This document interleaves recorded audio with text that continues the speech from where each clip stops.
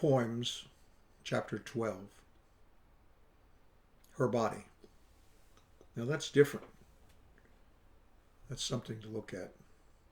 Look at those nipples. Look how many little nipples will make when she's excited. Is her hair soft? I mean that hair, not the dyed hair. The natural hair.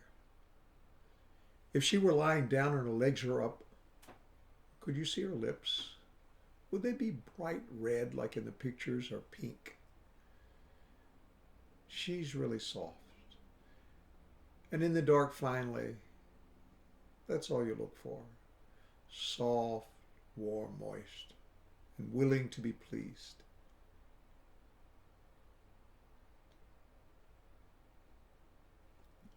On the highway between Memphis, Tennessee and Hayti, Missouri.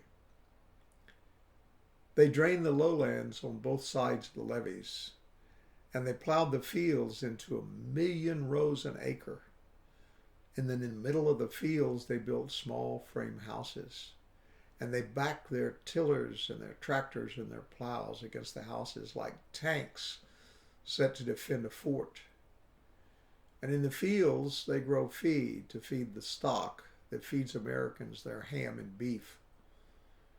It's a temporary looking world, one that will be reclaimed by the river and by the twisters and by the earthquakes and by the sun. The farmers know it. They don't waste their money on any fancy houses. They live for this generation because the Mississippi will take it all back. The earth will shake, the levees will fall, and the land will be bottom again, frame houses and all. His body. Well, if you can smell him, at least you know he's there. A lot of things are worse than a wet sock and a dirty shoe. Take war or famine or having to dig up an old septic line. Those are two handkerchief, breathe through the mouth kinds of worse things. Not like a guy with a day-old shirt. I guess he could wear perfume. But at least, you know he's there.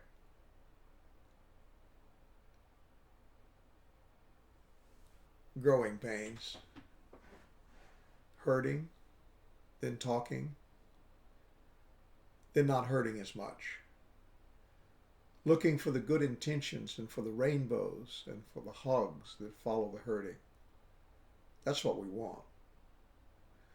We want to move a little closer to a vision of our needs. When we find it, we want it to be fresh, not full of doubts we've stored in paper bags and lugged around for years. We want a fine feeling, an agreement, a growing up in a bright field of flowers. We're waiting for the next time when the hurting and the hugs move us along in life. Finding intimacy. Frankness, not to offend, but to tighten the bonds of friendship, is all we seek. Who hears another thoughts and is not turned inside out by fear that he will not hear or not respond and lose the intimacy assumed and counted on in all of our formal arrangements? To hear words and to know the thoughts contain, the motivations, the earnest desires, the groping for the next conversation, the setting of the future.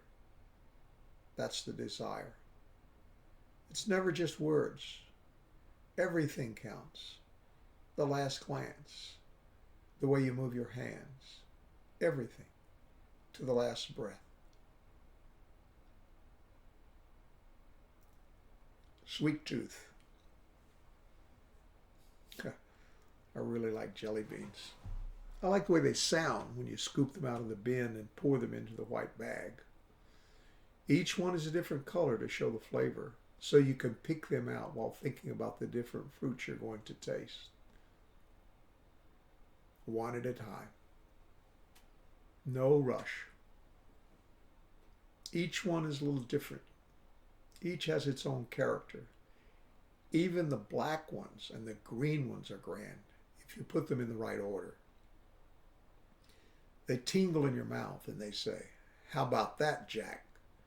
Not a fruit, huh?"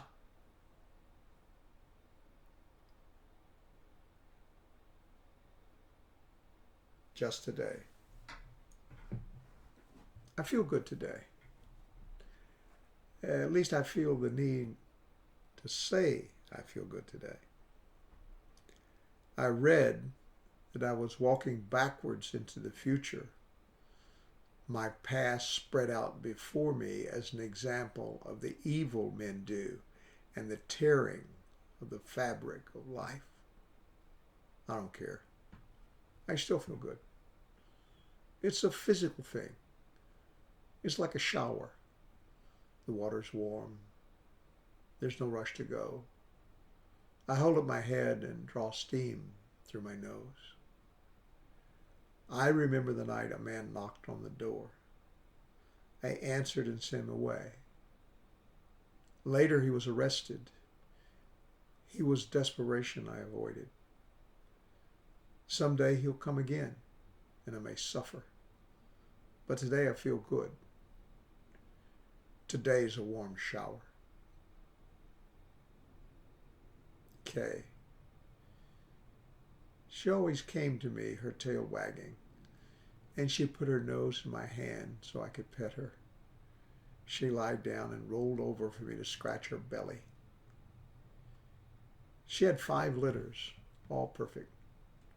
Mostly they were red like her, but a few looked like shepherds. 2 of her puppies are still with us, 1 red male and 1 shepherd male. They run and romp and play, and I have to scratch them as I did her. The red male will hold my wrist if I try to leave. The shepherd is really strange. He's afraid I'll catch him and give him away. He won't come right up. But when I pet Kay, he'll push in over her to be rubbed. He really likes it. But I remember the day we took his brothers and sisters away. We couldn't catch him, and he's still running. He doesn't know how much I admire his survival instincts, his will to live. He reminds us of the precious value of personal existence.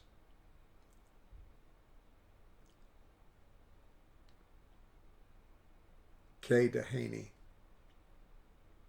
Nushka said, "I'll buy a large canvas and some paints.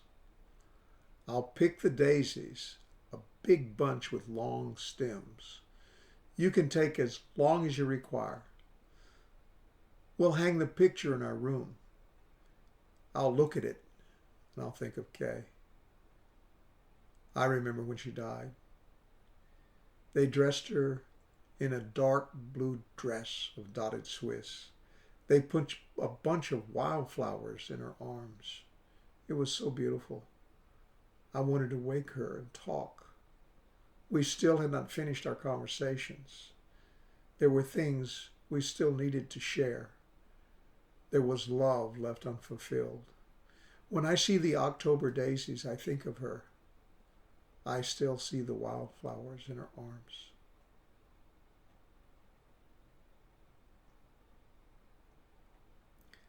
The kindness. She brought a tray of roses and set them between us on a small table.